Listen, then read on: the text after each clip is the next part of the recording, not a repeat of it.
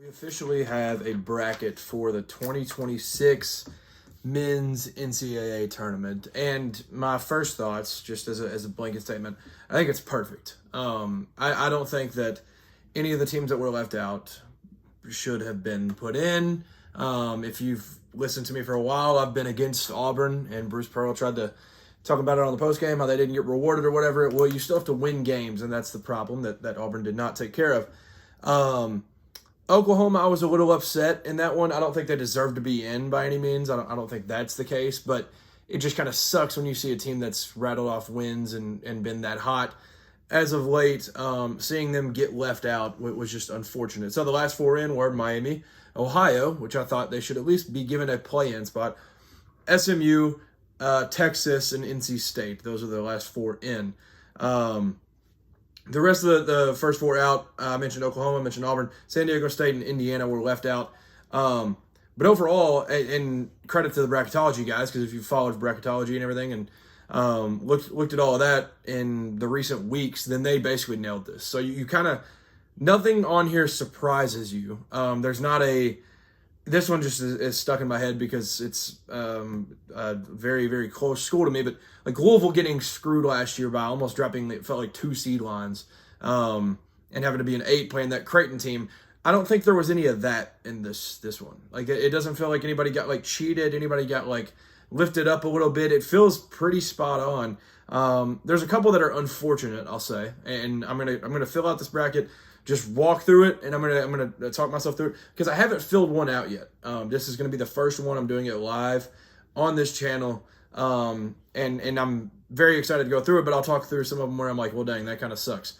I do want to mention the East region was the first one to go, and there are 6 teams in the East region with multiple national titles.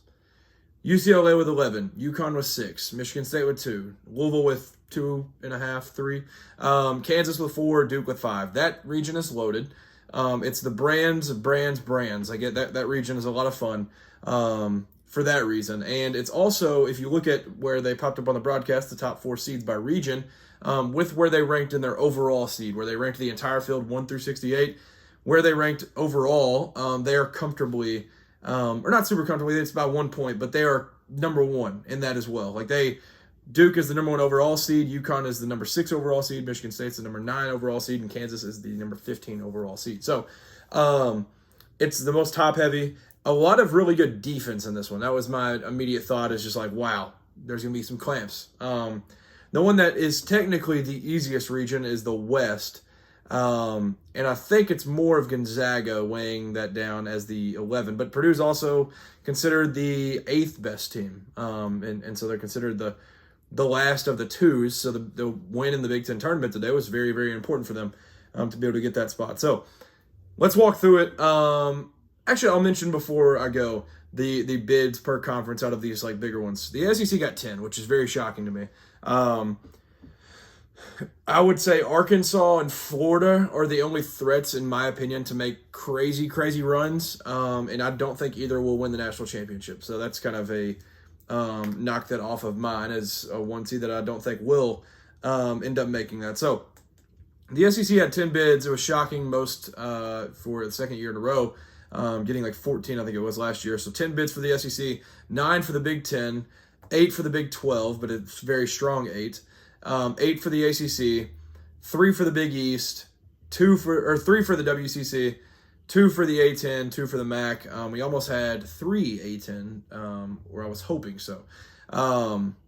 Very, very exciting. Very exciting. It was a ton of fun to watch. Still miss Greg Gumbel, I'll put it that way. Still missing him. But let's get into it. Duke and Siena, I'm doing no surprise. Duke will win that game. Ohio State, TCU, this is one of them I was referring to that I'm like, dang, that just kind of sucks. That really sucks. I love both of these teams. They've played some really good ball as of late. Who will I pick to win it? And I will sadly knock out one of my favorite players that I've seen in a long, long time. I'm a Kentucky fan. One of my favorite non-Kentucky players in the last decade, easily, Bruce Thornton. I have Ohio State dropping that game to TCU. That one to me comes down to conference play. And I know that's not the best way to look at it because that's not a telltale sign of everything. But when you've played in the Big 12 and you've played some of these games that TCU has played recently, and you have some of the wins that they've been able to pick up, very, very impressive. I think TCU is battle tested and they will get that win. St. John's and Northern Iowa. St. John's, the Johnnies will move on. Kansas and Cal Baptist. Cal Baptist, fun game last night against Utah Valley.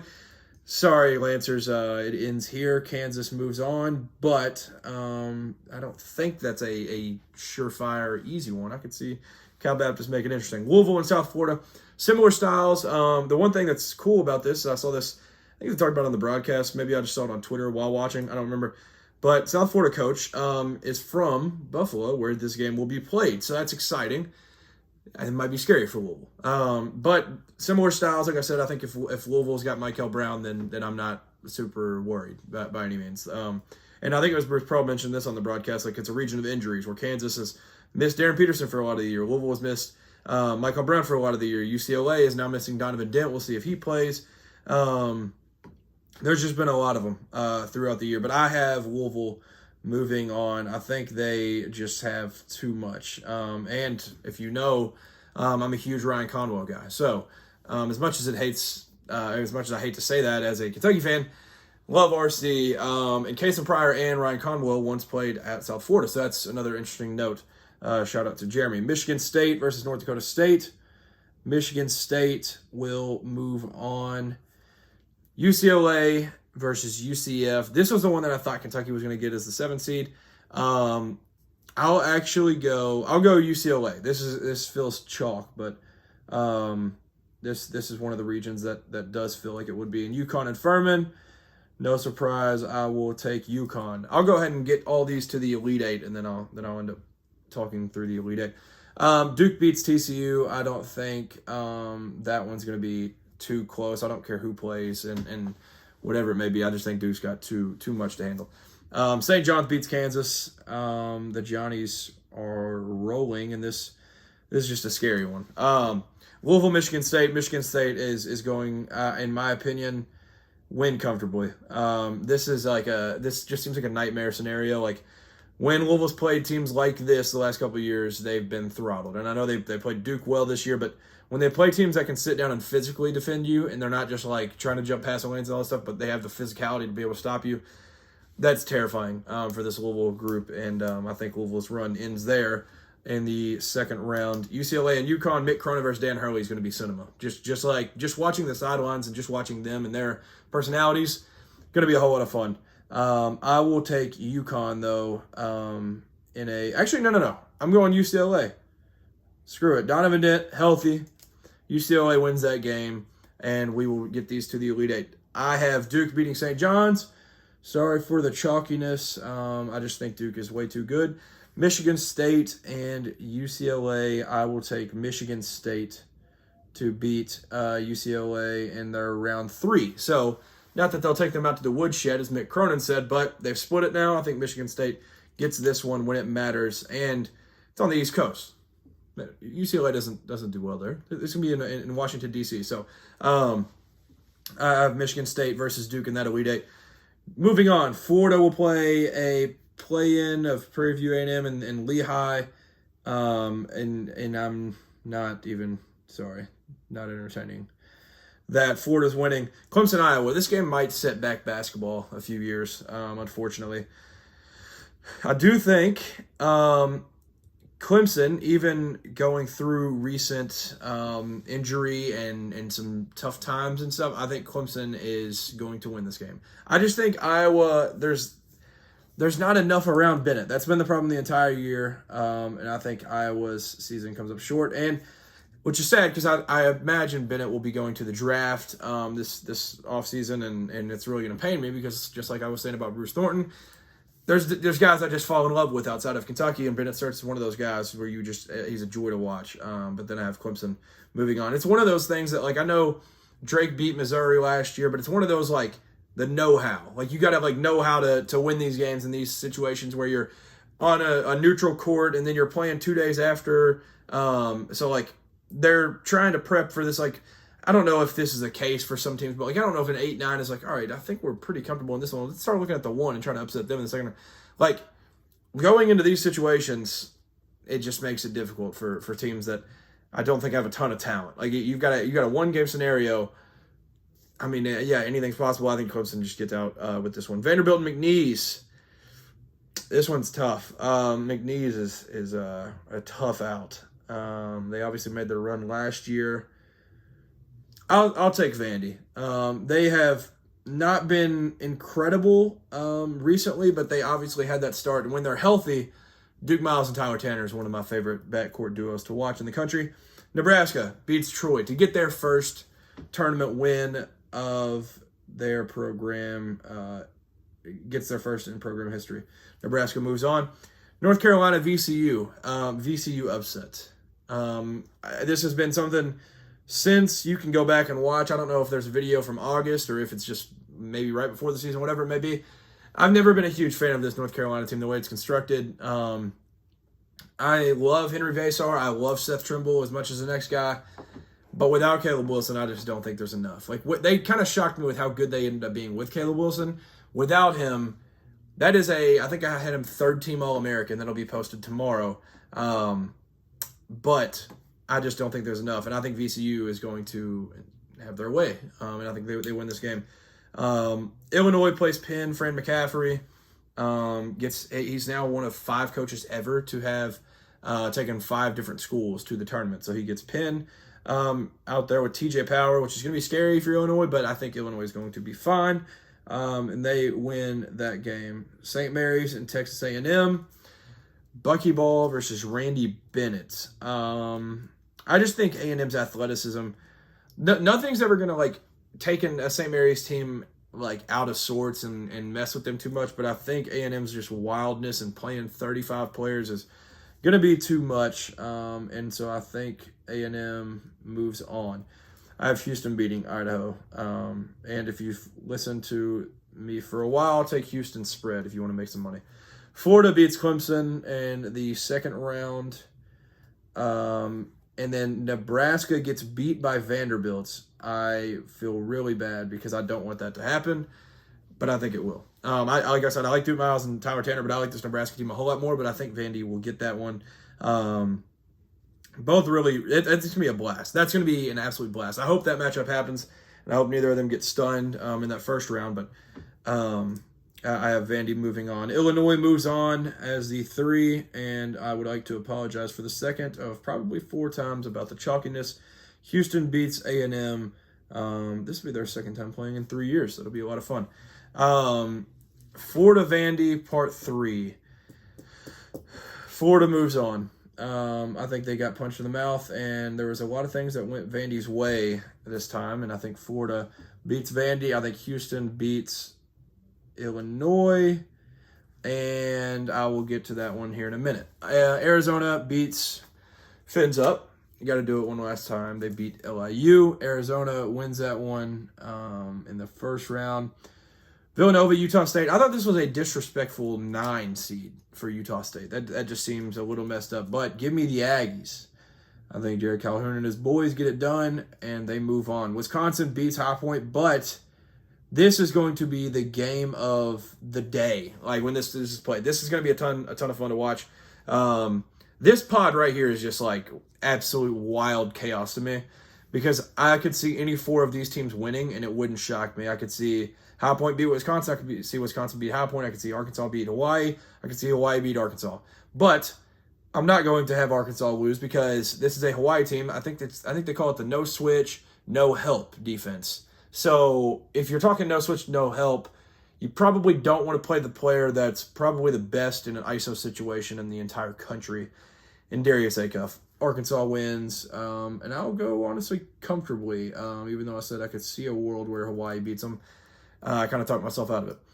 BYU versus the play-in of Texas and NC State. Those two played. I believe Texas won 102-97 in Maui. And they played last year. Sean Miller did. And Xavier won last year, I'm pretty sure, right? So I think Texas wins that game. But I will go with a Adrian Abanza 40 ball, and they move on no matter who that winner is right there. Gonzaga wins. They haven't lost a first round game, and I think it's genuinely been like 20 years. Like not even an exaggeration with that. Miami and Missouri. That's going to be a ton of fun, but that's kind of weird because I think that's in St. Louis, so I don't know how Missouri got that draw. Give me Miami. I think Miami wins that one. I don't even know who the favorite is, but that's 10-7, and I feel like Miami should probably be. I don't know. I was thinking maybe Missouri would be the favorite, but give me Miami. Purdue beats Queens. I don't think there's a world where this Purdue team gets upset in round one. Arizona beats Utah State. Sorry, Jared Calhoun. Wisconsin and Arkansas. This is the game. I'm going to go ahead and circle this because this is the game that I am looking forward to the most. Wisconsin and Arkansas, and this is the Cal rematch because Cal in 2015 with 38-0 Kentucky ends up losing to Wisconsin in the Final Four, and that's the last time Cal has played Wisconsin. And I think I got to go with what I've said all year. And what I've said my entire life, my entire existence, I have gone by the phrase, guards win in March. And I think Wisconsin has better guards than Arkansas. Malik Thomas played great in the SEC tournament. I just don't think it's enough. I will go with Wisconsin moving on in an interesting matchup with Arizona. BYU and Gonzaga. I just don't like this matchup for BYU. I'll just go Gonzaga. I was thinking before I even saw the bracket, I was like, Gonzaga's going to be a second round exit. They will not be. Purdue wins against Miami and moves on from there, and that gets me to Arizona and Wisconsin. Shocker. The 1 seed moves on. Arizona wins and beats Wisconsin. Gonzaga and Purdue, give me Purdue. So, gosh, I'm the worst at this. So I have a 1-2, 1-2, 1-3. Now to the Midwest. Michigan beats, doesn't matter who wins between UMBC and Howard. Sorry, UMBC. Georgia and St. Louis is kind of crazy. It's like, not necessarily a clashing of styles, but it's like, I don't even know. I don't even know how to explain this game. When it popped up, I was like, what in the weird? This is crazy. But I'll go with Georgia. I hate to see that. I honestly thought St. Louis was maybe overseeded, and I wanted to pick them as like an upset in like an 11-6 game. That didn't end up being the case, so I have Georgia winning that one. Texas Tech and Akron.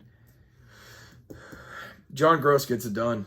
I'm sorry. I love Grant McCass, and I love Christian Anderson, and I love JT Toppin.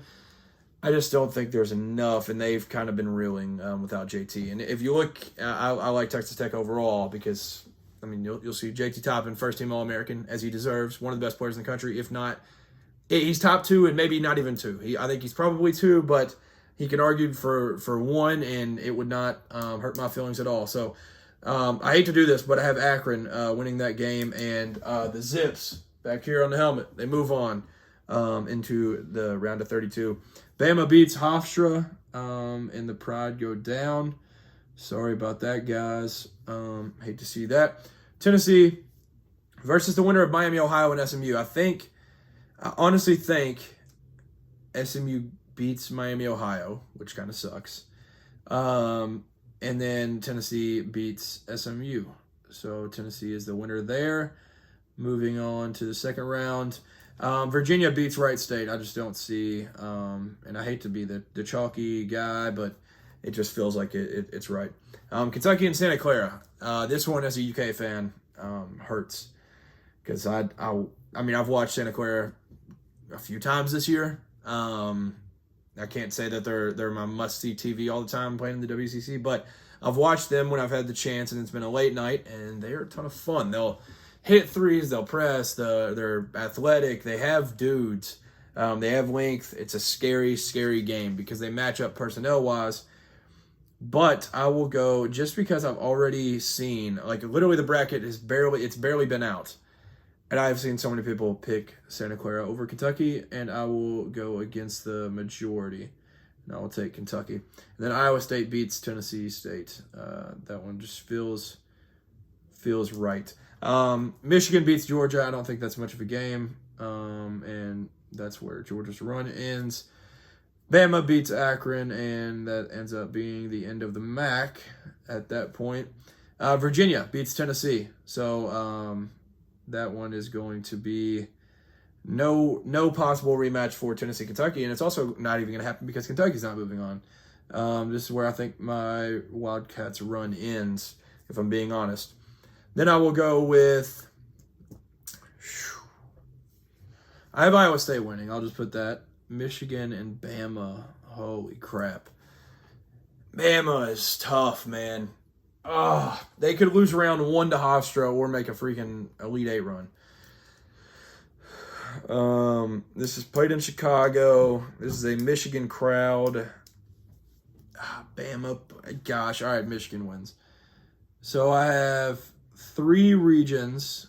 The Midwest, West, and South, where I have 1 versus 2s, and then East I have a 1 versus 3. So I have Duke versus Michigan State. Shocker. Duke wins that one, and that run ends there. Florida versus Houston. Houston gets their lick back for the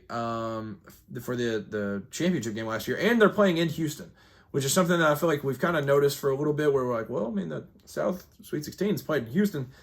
I think they get to Indianapolis, and they beat Florida.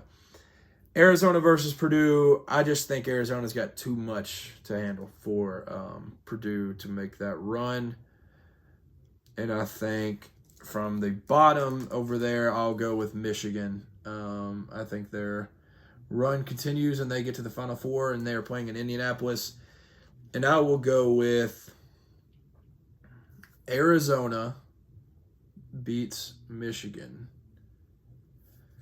And then let me take a look at one thing real quick while I'm recording this, doing this on the fly. This is Arizona. Yeah. Okay. So the stat that I was trying to think of is that's the furthest west is Waco, Texas. Nobody west of Waco, Texas has, I think, even played in a championship in a long time. It's definitely been won it. Arizona was the last one west of that to win it in 1997 when Lute Olson was there, and they beat Kentucky in 1997. Now I have them back in the national championship game, and I have them playing between Duke and Houston.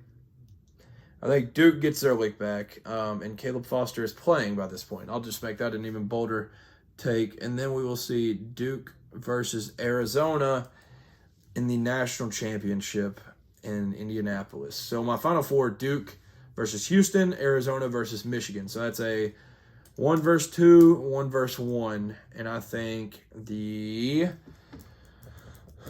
drum roll. I think after not being able to be trusted for a long time, which this could go for both coaches, so you still don't know where I'm going. They have the team for it, and they have, like I said, Caleb Foster's playing by this point, so both these teams are full of depth. But I think there's certain players on this team that I'm referring to that off of the bench I think make a bigger impact and have a higher ceiling for this team to be able to win the national championship, and that's what really matters. They have the top of the top guys, but they also have the depth pieces, and that's why I think your 2026 national champions will be the Arizona Wildcats. Arizona gets back on top for the first time in, 19 years? Yeah. No, that's 30 years. 97. So it's going to be 29 years. 1997 was the last time, and now they're getting it again in 2026 in Indianapolis, which that one also makes it very, very interesting. So Duke has 5 national championships. I have them playing in this game. They have 5 national championships. I think 3 of them were won in Indianapolis. And John Shire, as a player, won one in Indianapolis, and their last championship as a program was in Indianapolis. All signs point to Duke winning this, and I will go against it. Even though, believe it or not, I have a bet placed on Duke from a little bit ago that they're in the national champions, but I don't care because this is a gut instinct. And what I think is going to happen is the Arizona Wildcats get back on top, and Tommy Lloyd gets hoisted to the top of the sport, and that is my first bracket. The first bracket filled out. Walked through it the entire way, but we're here. I mean, it is Sunday, March 15th, and we have games 2 days from now in Dayton and UD Arena. I'm very, very excited about that. Thank you for tuning in. If you think I'm an idiot on certain things, comment that. Put it in a nice way, though. Well, I would appreciate that. Subscribe if you haven't yet. Be along for the college basketball ride. We are here for the best month of the year and the best tournament in all of sports. Welcome. Thank you for tuning in. Make sure to like, comment, subscribe. I appreciate all support, and just jump on the ride with me for this entire postseason, and let me know what you think I did wrong on the bracket, or what you have that's a bold take on your bracket, because mine was a little bit chalky. I'll just put it that way. But it was a ton of fun, and congrats to Arizona, because if I'm right, you're hoisting the trophy. Peace.